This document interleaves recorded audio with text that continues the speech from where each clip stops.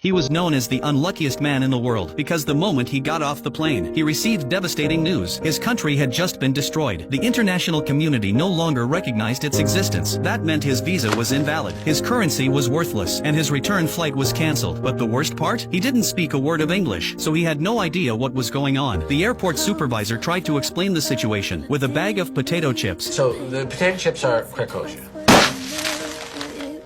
No more Krakosia. Turns out, a coup had taken place in Victor's home country just the night before, until the new government was officially recognized. He technically didn't belong anywhere, and just like that, Victor was trapped inside the airport. He couldn't go home, and he wasn't allowed to enter the United States either. With no money, no legal status, and nowhere to go, he slept on chairs pushed together to make a bed, ate free snacks from airport counters, and even found a place to shower. Then one day, the airport supervisor Frank saw something strange on security footage. Victor was walking through the terminal in a bathrobe. Frank was furious. He was in the middle of applying for a major promotion, and the last thing he needed was a homeless man in a bathrobe ruining the airport's image. So he offered Victor a way out. At noon today, Frank said, the security guards switch shifts for 5 minutes. No one will be at the main door. That's your chance to walk out. What he didn't say was that if Victor stepped outside, he'd be arrested for illegal entry, and Frank could wash his hands of the problem. Victor didn't fully understand, but he got the idea. At noon, Frank watched from the surveillance room. The guards left. Everything was in place, but Victor didn't move. He stood frozen at the exit. Then Frank noticed Victor was looking straight at the security camera, so Frank turned it away. Too late. Victor had already ducked out of frame, and when Frank tried to turn the camera back to check, Victor popped his face right into the lens.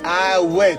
Clearly, this plan wasn't going to work, but free snacks alone weren't enough to keep him going. He was starving. Then he noticed a woman return a luggage cart and get a quarter back in return. That's when Victor saw his opportunity. Most travelers didn't care about the 25-cent deposit, so they just left the carts behind. He gathered 3, returned them, and earned his first 75 cents. That bought him his first real meal in days, a hamburger. Soon, he was returning dozens of carts, upgrading from burgers to full combo meals. But Frank had been watching, and he wasn't going to let Victor turn his airport into a side hustle. So he assigned security staff to collect all the carts. Victor's cart retrieving business was over. Back to free snacks. Still, he didn't give up. He bought a dictionary and some books, and studied English every night with a headlamp. Day by day, word by word, he learned enough to start real conversations. When he felt ready, he went to Officer Dolores to apply for entry. She couldn't understand why he was bothering, but Victor smiled and said, You have 2 stamps. 1 red, 1 green.